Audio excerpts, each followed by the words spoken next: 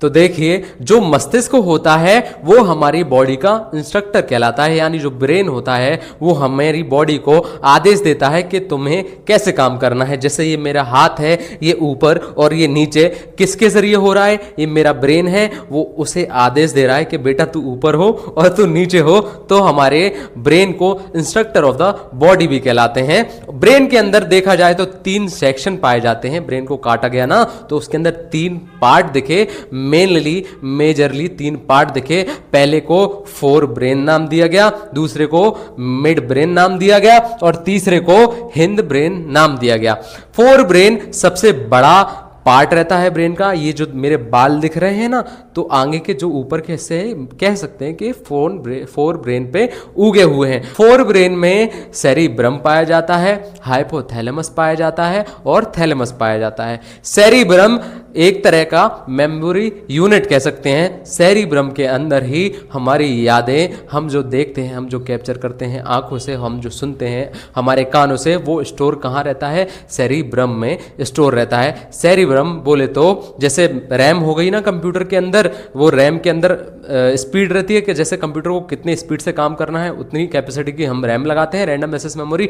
वैसे ही सेरिब्रम हमारे दिमाग में स्पीड का काम करता है, आईक्यू का काम करता है, थिंकल लेवल का काम करता है, हमें जिज्ञासा प्रदान करता है, हमें सोचने की क्षमता देता है कि हम सोचते हैं कि वो उसने ऐसा काम कैसे करा, वो ऐसा कैसे कर रहा है, मैं ऐसा क्यों नहीं कर पा रहा, कैसे नहीं कर पा रहा, या मैं ऐसे कैसे कर रहा हूँ, उसने ऐसा क्यों नहीं करा। तो मैं जैसे सोच रहा हूँ ना, वो मेरा सेरिब्रम काम करवा रहा है मेरे से सेरिब्रम सोचने की हमें क्षमता दे रहा है। जो थैलेमस ग्रंथि होती है, थैलेमस ग्लैंड होता है, वो हमें बाहरी वातावरण के बारे में बताता है कि हमारे बॉडी के बाहर जो वातावरण प्रेजेंट है वो कैसा है, वो गर्म है, वो ठंडा है, वो कैसा है। जैसे मान लीजिए मैंने किसी कुकर पे हाथ रखा, कुकर वो गर्म रहा, तो मुझे पता कैसे चला कि भाई वो कुकर है, गर्म है। तो मेरे सिर के अंदर, मेरे दिमाग के अंदर थैलेमस नाम की एक ग्रंथि है, उसने मुझे बताया कि भाई वो गर्म सरफेस है, उससे हाथ हटा ले वरना जल जाएगा।